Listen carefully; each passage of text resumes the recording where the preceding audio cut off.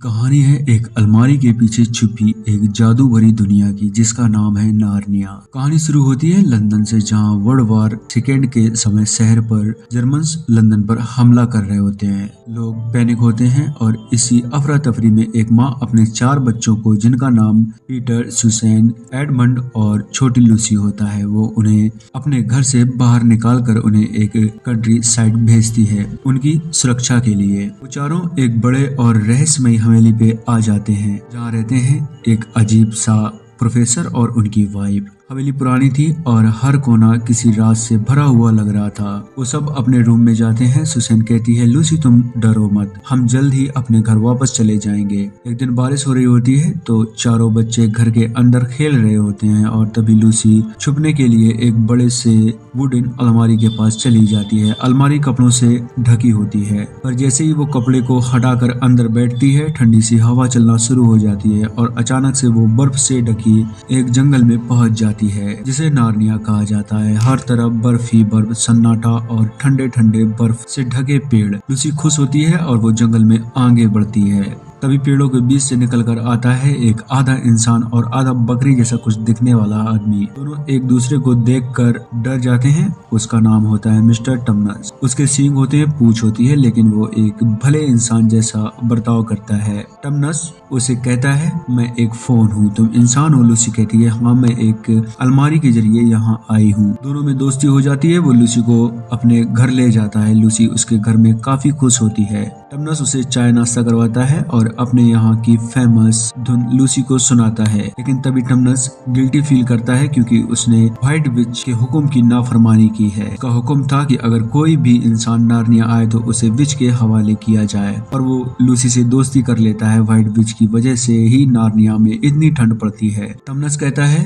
उसे पता चल गया होगा हमारे बारे में, और वो उसे चुपके से अलमारी के पास तक छोड़ आता है। लूसी अलमारी खोलकर जब हवेली लौटती है तो उसे लगता है कि वो काफी वक्त नार्निया में थी, लेकिन घर में तो वक्त जैसे रुक गया था। जब वो अपने भाई बहन को ये सब बताती है तो सब हंस पड़ते हैं, किसी को यकीन नहीं होता। वो उसे समझाते हैं और वहाँ से चले जाते हैं। लूसी अलमारी का दरवाजा बंद कर देती है। इसके बाद रात होती है। लूसी मोमबत्ती लेकर अलमारी के अंदर चली जाती है। तभी एडमंड उसे ढूंढता हुआ गलती से उस अलमारी में चला जाता है और उसे भी बर्फ के पहाड़ और पेड़ दिखाई देते हैं। उसे लूसी की बातों पे यकीन हो जाता है। तभी एक घोड़ा गाड़ी उसकी तरफ आती है और एक बौना आदमी एडमंड पे अटैक कर देता है। तभी उसकी मुलाकात होती है व्हाइट विच से। वो अपने आदमी को रोकती है। उसका चेहरा ठंडा रूप रानी जैसा, लेकिन अंदर से वो एक जालिम जादूगरनी थी। वो एडमंड को खाने पीने की चीजें देती है और तुर्किश डिलाइट भी देती है और कहती है, अपने भाई बहन को लेकर आना, मैं तुम्हें यहाँ का राजा बनाऊंगी। मेरे बच्चे नहीं हैं, मुझे तुम्हारे जैसे बच्चे चाहिए, बस तुम अपनी फैमिली को लेकर यहाँ आओ।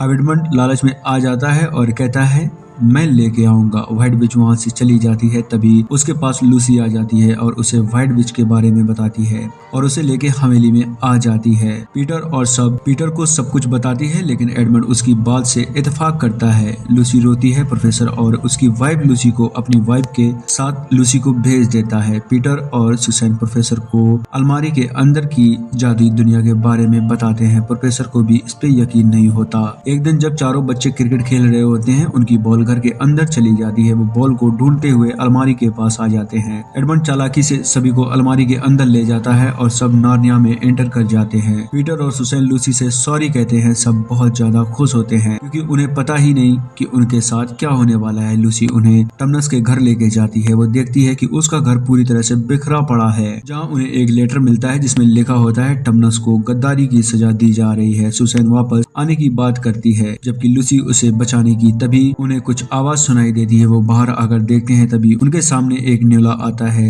जिसका नाम बीवर होता है। वो आवाज में बोलता है। पीटर डर जाता है। बीवर लूसी को एक लेटर देता है और कहता है, टमनस ने ये मुझे दिया है। वो चारों को अपने घर ले जाता है, जहाँ वो अपनी वाइफ से उन्हें मिलवाता है और खाने पीने का इंतजाम करता है और बताते हैं कि व्हाइट विच ने सालों से नार्निया में बर्फ जमाई हुई है, जहाँ हमेशा सर्दी होती है लेकिन कभी क्रिसमस नहीं आता। लेकिन अब आसमान में उम्मीद का एक सूरज सूरज चमक रहा है, असलन लौट रहा है, असलन एक शेर है जो इस दुनिया का असली राजा है। वो बताता है कि तुम लोग असलन के असली सैनिक हो। व्हाइट विच के महल में जो भी जाता है वो कभी वापस नहीं आता। पीटर और सुसैन उसे मना करते हैं और कहते हैं कि हमें इन सब में नहीं पड़ना, लेकिन एडमंड उनके पास से गायब होता है। वो सब उसके पीछे जाते हैं। एडमंड महल के अंदर होता है। पीटर उसे बचाने के लिए भागता है, लेकिन ब्रेवर उसे रोकता है और कहता है कि विच तुम सबको मारकर भविष्यवाणी को गलत करना चाहती है, तुम वहाँ मत जाओ। सिर्फ एक ही है जो एडमंड को बचा सकता है और वो है असलन। एडमंड महल के अंदर होता है, तभी उस पे एक वोल्फ हमला कर देता है। एडमंड कहता है मैं रानी का दोस्त हूँ। वोल्फ उसे रानी के पास लेके जाता है और इंतजार करने को कहता है। विच उसके सामने आती है और उसे डांटती है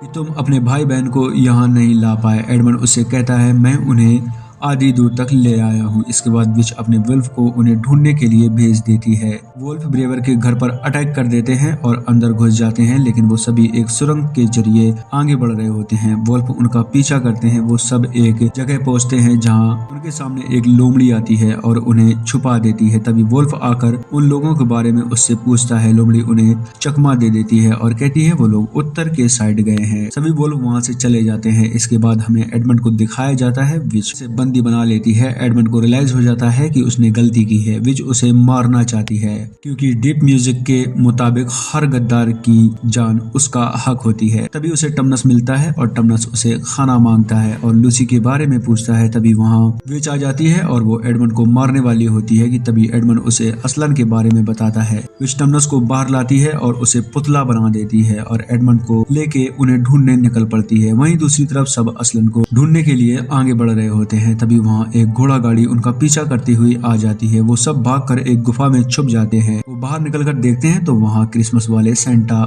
महाशय होते हैं। सब बहुत खुश होते हैं और सेंटा सुसैन को तीर कमान देता है और पीटर को एक तलवार और कहता है जल्द ही तुम्हें इनकी जरूरत पड़ने वाली है। इतना कहने के बाद वो वहाँ से चला जाता है। तभी वहाँ विच और उसके वोल्फ आ जाते हैं। वो सब भागकर एक नदी में पहुँचते हैं जिसमें बर्फ जमी होती है। वो धीरे धीरे नदी पार करते हैं। तभी वोल्फ उसे चारों तरफ से घेर लेते हैं। पीटर सेंटा की दी हुई तलवार को जमीन पे गाड़ देता है। बर्फ का पहाड़ पिघल जाता है। सभी वोल्फ पानी में बह जाते हैं और पीटर, सुसैन और बाकी सभी लोग नदी के उस पार पहुंच जाते हैं। बर्फ धीरे धीरे कम होने लगती है और विच की शक्तियां भी कम होने लगती हैं। जमीन से बर्फ हट जाती है और चारों तरफ हरियाली ही हरियाली दिखाई देने लग जाती है। वोल्फ लोमड़ी को पकड़कर विच के पास लाता है और कहता है ये गद्दार है। विच लोमड़ी को मार देती है और असलन के खिलाफ जंग का ऐलान कर देती है। वहीं दूसरी तरफ पीटर और सभी लोग एक कबीले में पहुंचते हैं जहां वो कहते हैं हमें असलन से मिलना है, लेकिन तभी सभी कबीले वाले अपना सर झुका लेते हैं और सामने आता है असलन जो सभी का शुक्रिया अदा करता है। पीटर कहता है विच ने एडमंड को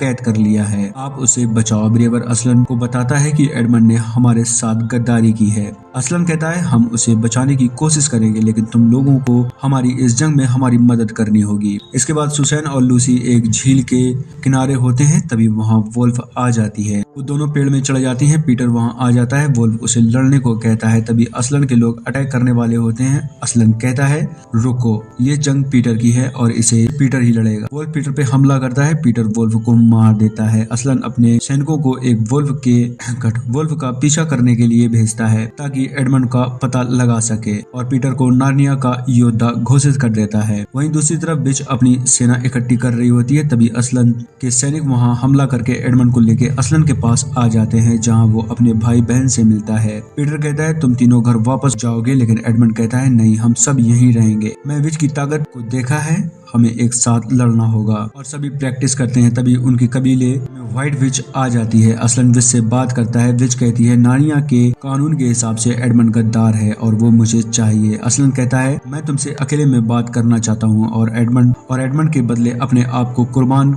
करने की बात करता है। उसके बाद सुसैन और लूसी को लेके असलन कुछ दूर तक साथ जाता है, फिर उन्हें वापस कर देता है और व्हाइट विच के पास चला जाता है। लूसी और सुसैन छुपकर ये सब देख रही होती हैं। व्हाइट विच असलन को स्टोन टेबल पर बांध देती है, उसके बाल काटने को कहती है और असलन को मार देती है। विच कहती है अब जंग की तैयारी करो, हमें उस गद्दार एडमंड को मारना ही होगा। सुसैन और लूसी असलन के पास आती हैं और बहुत ही ज्यादा दुखी होती हैं। सुबह होती है, खबर असलान के कबीले पहुंच जाती है, जहां एडमंड पीटर से असलान की जगह लेने को कहता है क्योंकि विज की सेना उनकी तरफ बढ़ रही होती है। सब जंग के लिए रेडी होते हैं, तभी विज की सेना उनके सामने आ जाती है। तादाद में उनसे काफी ज्यादा होते हैं। युद्ध शुरू होता है। पीटर के पक्षी विज की सेना के ऊपर पत्थर बरसा रहे होते हैं और खतरनाक युद्ध शुरू हो जाता है। वहीं दूसरी तरफ सुसैन और लूसी असलान के पास से जाने लगती हैं, तभी स्टोन टेबल टूट जाता है और सामने आता है जिंदा असलान। बहुत खुश होती हैं और असलान उन्हें बताता है कि डीपर मैजिक के मुताबिक जब कोई निर्दोष किसी दूसरे के लिए अपनी जान देता है तो मौत का जादू टूट जाता है और दोनों को लेकर जंग की तरफ निकल पड़ता है। पीटर वर्सेस विज की सेना भयानक वार शुरू कर देती है। पीटर अपनी सेना के साथ पूरी ताकत से लड़ता है